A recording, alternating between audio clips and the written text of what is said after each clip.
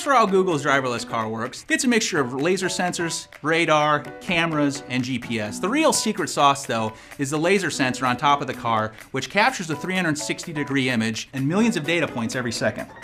The reason the laser is so important is that GPS isn't quite reliable enough. GPS can't detect objects in front of you. It can't draw a map around you as you drive like the laser can.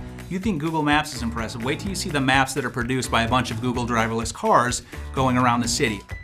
There's also a camera mounted underneath the rearview mirror that leverages image recognition programs to help the car read signs, traffic lights, and other elements in the driving environment. Also to help detect objects are 4 radars, 3 mounted on the front of the car, 1 on the back. Our sensors spot the orange signs and cones early to alert the car of the lane blockage ahead, and we can change lanes safely. There's also an ultrasonic sensor called a position estimator that works along with the GPS to help the car's mapping position. So all this imagery is being captured, all this data is being collected, and that's great, but it means nothing without sophisticated software to make sense of it all. That's where you're going to start to see differentiation amongst people like Google and Ford and Audi and all the different car companies. All the hardware is relatively similar for each of these solutions. The software is what's going to make the difference. The thing about driverless cars is they need to be adaptive. What happens if it snows? What happens if it starts raining? What happens if someone darts out in front of the car?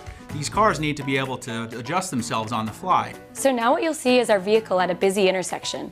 The red and green fences indicate that the car will stop and wait until the path is clear. We even detect the cyclist approaching from behind and wait until they've passed.